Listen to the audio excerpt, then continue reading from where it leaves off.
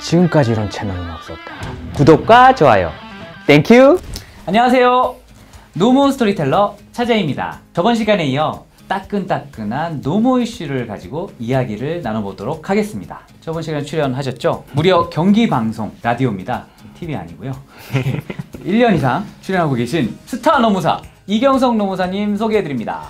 안녕하세요. 네, 또 출연했습니다. 네, 이경석 노무사입니다. 반갑습니다. 스타가 되고 싶어 하시는 노무사라고 정정하겠습니다. 차재.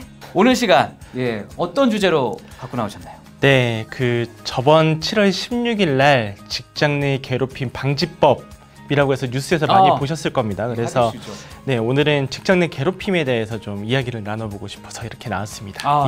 알겠습니다. 네, 직장 내 괴롭힘 방지법. 말은 많은데요. 과연 직장 내 괴롭힘의 정확한 정의, 저도 사실은 잘 모르겠거든요. 한번 오늘 이 시간을 통해서 정확하게 짚어볼 수 있도록 하겠습니다. 노무사님, 그러면 정확하게 직장 내 괴롭힘 어떻게 정의할 수 있을까요? 네, 우선은 직장 내 괴롭힘에 대한 정의는 근로기준법 제76조의 2에 이제 명확하게 좀 되어 있습니다. 우선은 직장 내 괴롭힘을 성립되기 위해서는 세 가지 좀 조건이 필요합니다. 이제 첫 번째로는 직장 내에서 그 행위자가 피해자한테 하는 행위가 직장 내 지위를 이용하거나 아니면 관계상의 우위를 이용해야 되는 첫 번째 지점이 있습니다. 그런 이제 우위성을 가지고 해야 되는 부분이 있고요. 두 번째는 이제 그 행위자가 하는 행동들이, 피해자한테 하는 행동들이 우선은 업무의 적정 범위를 넘어서야 됩니다. 적정 범위를 넘어서야 된다. 그게 두 번째고, 그 다음에 세 번째. 그러면 이제 피해자 입장에서는 그러한 행위자의 행위로 인해서 정신적으로, 신체적으로 고통을 받거나 아니면은 그로 인해서 근무 환경이 악화돼야 된다. 그러한 이제 세 가지 삼박자가 맞는 행위자와 피해자가 있다라고 한다면 그게 직장 내 괴롭힘에 해당이 되겠습니다. 알겠습니다. 이 세 가지 요건을 만족해야 우리가 직장 내 괴롭힘으로 인정이 된다라는 말씀이시고요. 만약 그렇게 세 가지를 충족시켰다고 하고 우리가 노동청에 신고를 한다고 했을 때 어떤 절차가 진행이 되나요? 원래는 직장 내 괴롭힘이라는 거는 첫 번째로는 노동청에 직장 내 괴롭힘이 생겼다라고 해서 바로 노동청에 진정을 넣는 게 먼저가 아니고요. 그게 아니고요. 네, 사실 보면 사업장 내에서 이 직장 내 괴롭힘을 자체적으로 해결할 수 있게끔 그런 이제 프로세스를 짜라라고 되어 있습니다. 그게 근로기준법 76조의 3회에 나와 있거든요. 그래서 요즘에 뭐 사업장에 계신 사업주분들은 팩스를 받아보셨는지 모르겠지만 7월 16일 이후에 직장 내 괴롭힘에 대한 내용들을 취업규칙, 사규라고 하죠. 10명이 넘어가는 사업장에게 반드시 이제 작성을 해야 되는 겁니다. 거기에 직장 내 괴롭힘을 넣어라 라고 이제 얘기를 하고 있습니다. 그 이유가 뭐냐면 실질적으로 직장 내 괴롭힘은 그 행위자, 가해자죠. 그리고 피해자가 있는데 이 가해자가 특출나서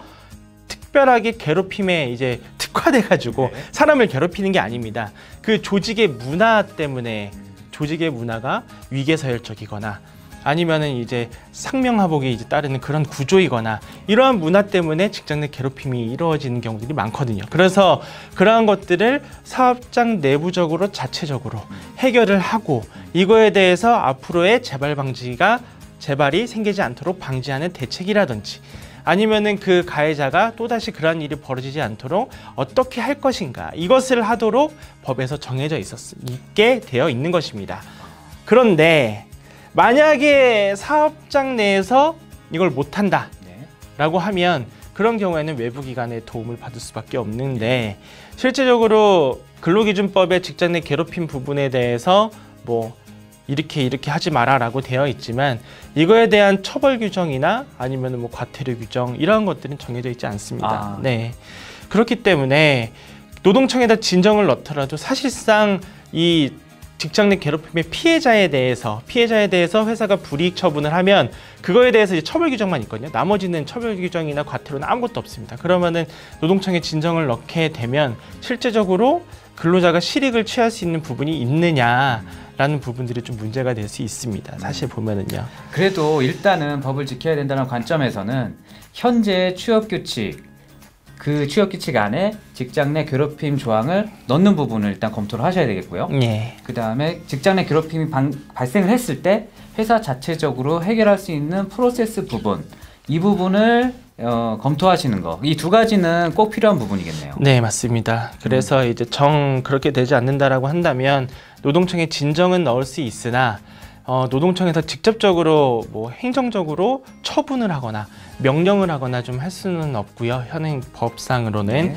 근데 대신에 간접적으로는 행정 권고 이러한 식으로 간접적으로 이제 이거를 직장 내 괴롭힘이 있으니 사업장 내에서 적정하게 이거에 대해서 해결을 하십시오라는 이제 권고 정도를 할 수 있을 것인데, 근데 만약에 그런 권고를 지키지 않는다, 그냥 이제 배째라라고 사업장에 나와버리면 그러면 이제 노동청에서는 이제 사업장의 근로감독을 점검을 나간다든지 직장 내 괴롭힘뿐만 아니라 다른 부분을 조사를 해야겠다, 점검을 나가겠다, 이렇게 간접적으로만 이제 할 수밖에 없다라고 해서 이제 그 다른 일선의 노동청 감독관들이 이제 얘기하는 것들을 좀 들었었습니다. 네. 그래도 간접적인 처벌이라고 할지언정 그래서 사업주 입장에서는 꼭 지켜야 되는 압박을 느낄 수 있고요. 예, 그렇죠. 결국에는 네.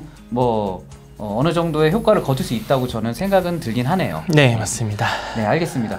다음으로 넘어가서 이제 직장 내 괴롭힘 정의를 해주셨는데 네. 실제로 이런 정의적인 부분 말고 사례가 궁금합니다. 어떤 사례가 우리가 보통 말하는 직장 내 괴롭힘이라고 얘기할 수 있을까요?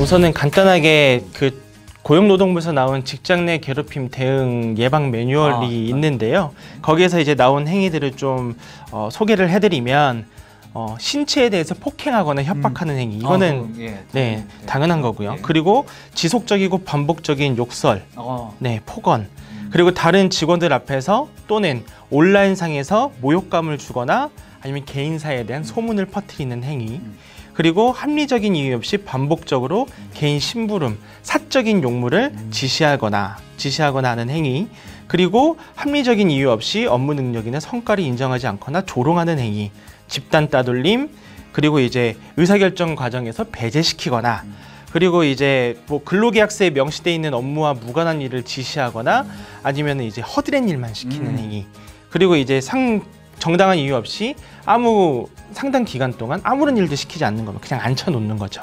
그런 것들이 이제 일종의 그 예방 매뉴얼에 나와 있는 예시 중에 하나라고 볼 수 있을 것 같습니다. 네. 자기보다 위에는 상사나 우월한 위치에 있는 사람이 이런 비합리적인 업무 지시를 내리거나 혹은 괴롭힘을 주는 행위를 한다거나 이런 것들이 다 어찌 보면은 범위에 해당될 수 있겠네요. 그렇죠. 네. 그럼 이런 건 어떻습니까? 예를 들어 선배가 후배에게 야 술자리 좀 만들어라.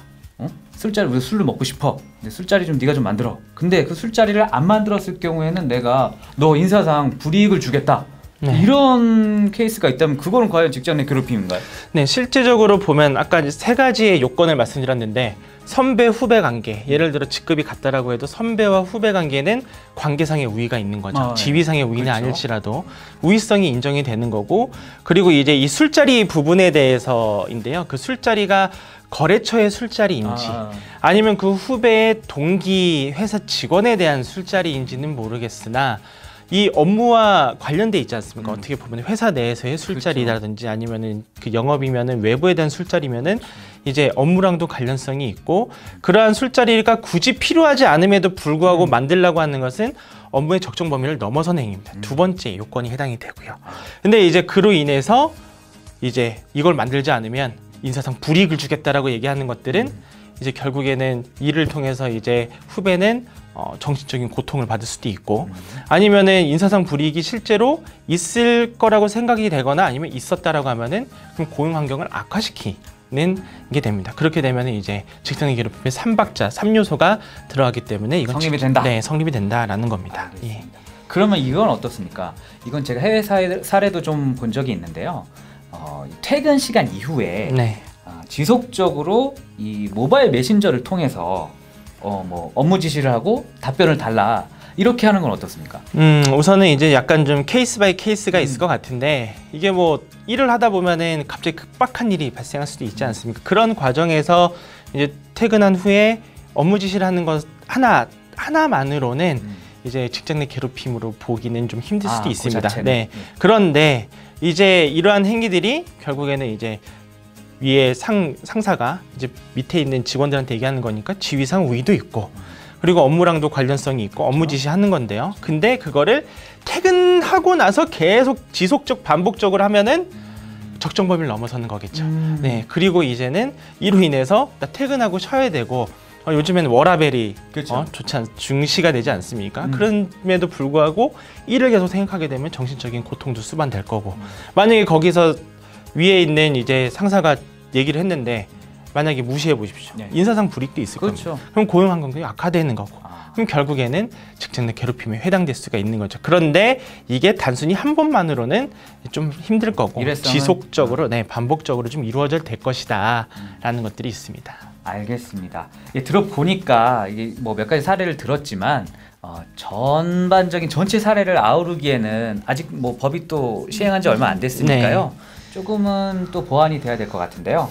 뭐 앞으로 뭐 어떻게 이 법은 더 보완이 될 것 같습니까? 사실 보면 직장 내 성희롱도 이제 비슷하게 법제화가 됐습니다. 이 성희롱 초기 직장 내 성희롱에 대한 법제화가 되고 그것이 법이 시행될 때는 실제로 사용자가 직장 내 성희롱하는 거에 대해서 처벌 규정이 없었어요. 똑같았네요. 네, 지금이랑. 그렇죠. 그리고 이제 몇 년 후에 어느 정도 사례도 쌓이고 내용도 쌓이고 하기 때문에 그거에 대한 구체적인 규율 방법이 나왔거든요. 직장 내 괴롭힘 법안도 그와 비슷하다고 봅니다. 왜냐하면은 사업장 내에서 이러한 문화들을 바꿔나가는 게 먼저 1차적으로 봐야 될 것 같고 그걸 너무 법으로 강제를 한다고 한다면 기업의 운영에 내는 경직되게 만드는 거지 않습니까? 그리고 지금 같은 경우는 이게 직장 내 괴롭힘이 맞니 아니니 이거를 하도 따져대는 그런 부분들이 많아서 결국에는 이 법이 시행이 됐고 여러 가지 이제 사례들도 많이 만들어지고 어차피 사업장 내에서도 지금 막 혼란스러운 상황일 겁니다. 그런데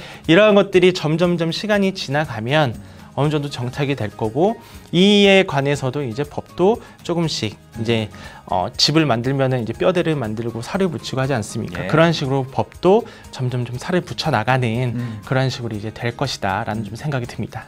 어쨌든 새로운 법이니만큼 앞으로 많은 사례와 결과를 통해서 보완이 될 것이고 점점 정착해 나갈 것이다. 이렇게 전망하신다는 거죠? 맞습니다. 알겠습니다. 네, 오늘은 직장 내 괴롭힘 상당히 모호하고 애매한 부분도 많으리라고 생각이 드는데요. 그럼에도 불구하고 직장 내 괴롭힘에 대한 정확한 정의와 사례 그리고 앞으로 어떻게 전개될 것인지에 대한 예상을 해보았습니다. 오늘 와주셔서 감사드리고요. 오늘도 좋은 말씀 잘 들었습니다. 다음 시간에 또 조연 사인어로 지금까지 노무 이슈 이경성 노무사와 함께했습니다. 이번 시간 여기서 마치겠습니다. 다음 시간에 좀 더 따끈따끈한 이슈를 가지고 찾아뵙도록 하겠습니다. 다음 시간에 만나겠습니다. 안녕.